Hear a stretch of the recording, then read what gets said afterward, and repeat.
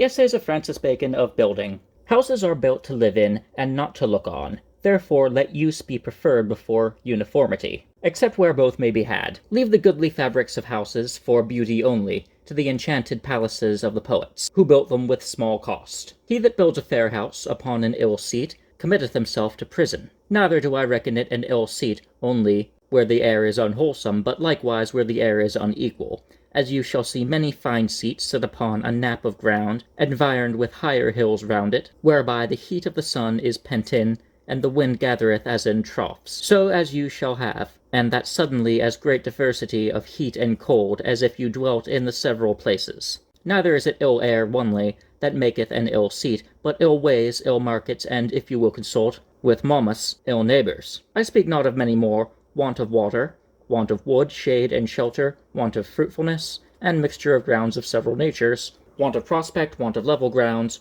want of places at some near distance for sport of hunting, hawking, and races, too near the sea, too remote, having the commodity of navigable rivers, or the discommodity of their overflowing, too far off from the great cities, which may hinder business, or too near them, which lurcheth all provisions, and maketh everything dear. Where a man hath a great living laid together, and where he is scanted, all which as is impossible, perhaps, to find together. So it is good to know them, and think of them, that a man may take as many as he can, and if he have several dwellings, that he sort them so, that what he wanteth in one he may find in the other. Lucullus answered Pompey well, who when he saw his stately galleries, and rooms so large and lightsome, in one of his houses, said, Surely an excellent place for summer, but how do you in winter? Lucullus answered, Why, do you not think me as wise as some fowl are, that ever change their abode towards the winter? To pass from the seat to the house itself, we will do as Cicero doeth in the orator's art, who writes books de oratore, and a book he entitles Orator,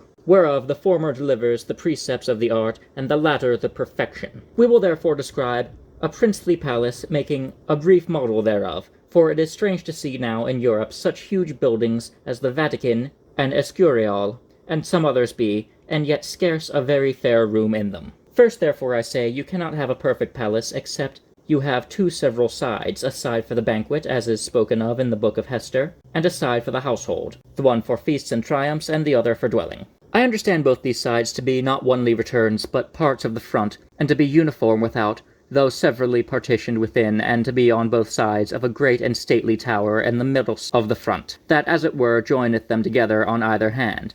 I would have on the side of the banquet, in front, one only goodly room about stairs of some 40 foot high, and under it a room for dressing or preparing place, at times of triumphs. On the other side, which is the household side, I wish it divided at the first into a hall and a chapel, with a partition between, both of good state and bigness, and those not to go all the length, but to have at the further end a winter and a summer parlour both fair, and under these rooms a fair and large cellar, snuck underground, and likewise some privy kitchens, and butteries, and pantries, and the like. As for the tower, I would have it in 2 stories of 18 foot high apiece, above the 2 wings, and a goodly leads upon the top, railed with statuas interposed, and the same tower to be divided into rooms, as shall be thought fit. The stairs likewise to the upper rooms, let them be upon a fair open newel, and finely railed in, with images of wood cast into brass colour, and a very fine landing place at the top. But this to be, if you do not point any of the lower rooms for a dining place of servants, for otherwise you shall have the servants' dinner, for the steam of it will come up as in a tunnel. And so much for the front. Only I understand the height of the first stairs to be 16 foot, which is the height of the lower room.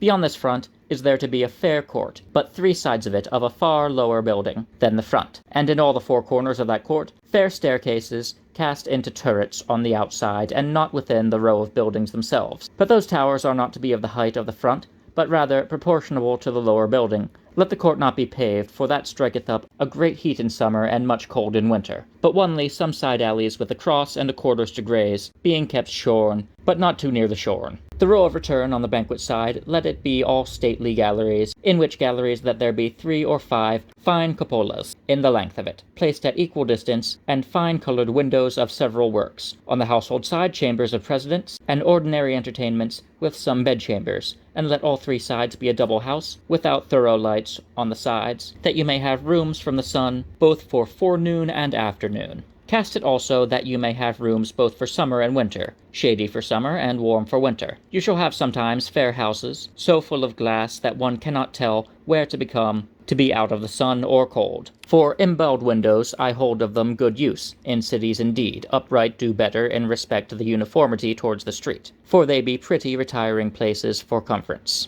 And besides they keep both the wind and sun off, for that which would strike almost thorough the room doth scarce pass the window. But let them be but few for in the court, on both sides onely. Beyond this court let there be an inward court of the same square and height, which is to be environed with the garden on all sides, and on the inside cloistered on all sides upon decent and beautiful arches as high as the first story. On the understory towards the garden let it be turned to a grotta, or place of shade, or estuation, and onely have opening and windows towards the garden, and the level be upon the floor, no whit sunk under ground, to avoid the dampishness. And let there be a fountain, or some fair work of statuas in the midst of the court, and to be paved as the other court was. These buildings to be for privy lodgings on both sides, and the end for privy galleries, whereof you must foresee that one of them be for an infirmary if the prince or any special person should be sick, with a chambers, bedchamber, antecamera and recamera joining to it. This upon the second story.